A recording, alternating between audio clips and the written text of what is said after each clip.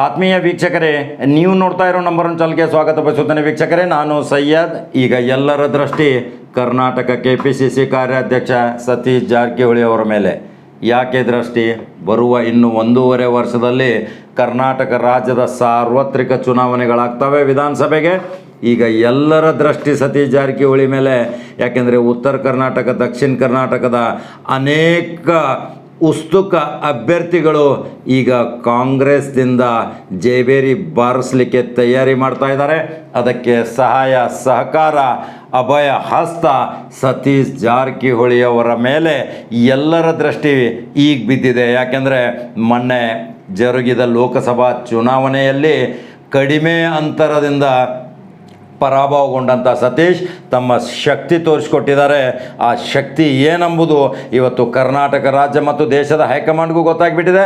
ಕರ್ನಾಟಕ ರಾಜ್ಯದಲ್ಲಿ ಈಗ ಉನ್ನತ ಸ್ಥಾನದಲ್ಲಿ ಮುನ್ನುಗ್ಗಲಿಕ್ಕೆ ಸತೀಶ್ ಜಾರಕಿಹೊಳಿ ಅವರು ತಯಾರಾಗಿದ್ದಾರೆ. ಇವತ್ತು ಅವರ ಕಚೇರಿ, ಗೃಹ ಕಚೇರಿಗೆ ಇವತ್ತು ನಾವು ಭೇಟಿ ಕೊಟ್ಟಾಗ ಅಲ್ಲಿ ನೋಡಿದರೆ ಲಕ್ಷಾಂತರ ಜನರಿಗೆ ಅಲ್ಲಿ ಸ್ಯಾನಿಟೈಸರ್ ಮತ್ತು ಮಾಸ್ಕ್ ವಿತರಣೆ ಕಾರ್ಯಕ್ರಮ ನಡೀತಾ ಇತ್ತು.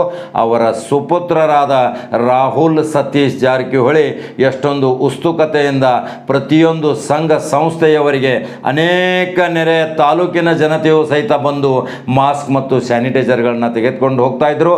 ವಾಲಂಟಿಯರಾಗಿ ಸಂಘ ಸಂಸ್ಥೆಗಳಿಗೆ, ಜನರಿಗೆ, ಪೌರ ಕಾರ್ಮಿಕರಿಗೆ, ಅಂಗನವಾಡಿ ಹಾಗೂ ಅನೇಕ ಆಶಾ ಕಾರ್ಯಕರ್ತರಿಗೂ ಸಹಿತ ರಾಹುಲ್ ಸತೀಶ್ ಜಾರಕಿಹೊಳಿ ಅವರು ತಮ್ಮ ಮುಂದೆ ಒಂದು ಕನಿಷ್ಠ ಇಲ್ಲಂದ್ರೂ ಒಂದು 20,000 ಬಾಟಲ್ಗಳು ನಾವು ನೋಡಿದ್ದೀವಿ, ಅನೇಕ ಲಕ್ಷಾಂತರ ಬಾಟಲ್ಗಳನ್ನು ಸರಬರಾಜು ಮಾಡ್ತಾ ಇದ್ದಾರೆ ಉಚಿತವಾಗಿ. ಇದೊಂದು ಸಮಾಜ ಸೇವೆ ಮಾಡಲಿಕ್ಕೆ ವೀಕ್ಷಕರೇ ಹೃದಯ ಬೇಕು. ಈಗ ನೋಡಿ, ಎಷ್ಟೋ ಜನರ ಹತ್ರ ನೂರಾರು ಕೋಟಿ ರೂಪಾಯಿ ಇದೆ, ಸಾವಿರಾರು ಕೋಟಿಗಳ ಸರ್ದಾರಿದ್ದಾರೆ, ಅನೇಕ ಆಸ್ತಿ ಬಂಗ್ಲೆಗಳಿವೆ, ಬಂಗಾರ ಆಭರಣ ವಜ್ರ ವೈಡೂರ್ಯಗಳಿವೆ. ಆದರೂ ನಾನು ಶ್ರೀಮಂತ ಅಂತ ಒಂದು ದಿಮಾಕಿದೆ. ಆದರೆ ಸಮಾಜ ಸೇವೆಯಲ್ಲಿ ಶೂನ್ಯ, ದಾನ ಧರ್ಮದಲ್ಲಿ ಶೂನ್ಯ, ಯಾವುದೇ ಒಂದು ಸಹಕಾರ ಮನೋಭಾವನೆಯಲ್ಲಿ ಶೂನ್ಯ, ಮಾನವೀಯತೆಯಲ್ಲಿ ಶೂನ್ಯ. ಆದರೆ ಎಲ್ಲದರಲ್ಲಿಯೂ ಸೈ ಅನ್ನೋದು ಸತೀಶ್ ಜಾರಕಿಹೊಳಿಯ ಒಂದು ಗುಣ. ಈಗ ಅವರ ಸುಪುತ್ರಿ ಮತ್ತು ಸುಪುತ್ರ ಇವತ್ತು ಬೆಳಗಾವಿ ರಾಜ್ಯ ರಾಜಕಾರಣಕ್ಕೆ ಒಂದು ಸಂಚಲನ ಮೂಡಿಸ್ತಾ ಇದ್ದಾರೆ.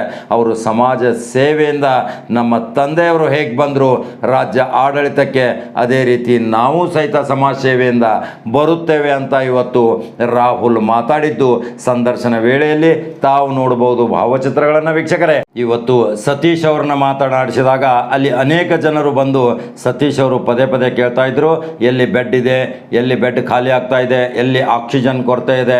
ಪ್ರತಿಯೊಬ್ಬರಿಗೂ ಕರೆದು ತಮ್ಮ ಆಪ್ತ ಕಾರ್ಯದರ್ಶಿ ಮತ್ತು ಆಪ್ತ ಸಹಾಯಕರಿಗೆ ಸೂಕ್ತ ಸಲಹೆ ಸೂಚನೆಗಳನ್ನ ಕೊಡ್ತಾ ಇದ್ರು.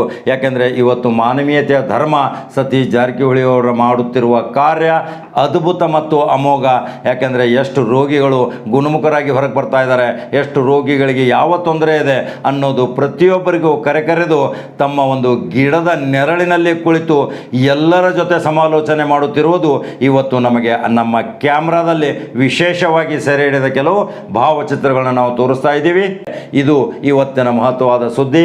ಯಾಕೆಂದರೆ ಮತ್ತೆ ಮಹತ್ವದ ಸುದ್ದಿ, ರಾಜಕೀಯ ಒಂದು ಸಾಮ್ರಾಜ್ಯ, ಒಂದು ಬೃಹತ್ ಒಂದು ವಿಶೇಷ ಸುದ್ದಿಯೊಂದಿಗೆ ಬರ್ತೇನೆ ವೀಕ್ಷಕರೇ.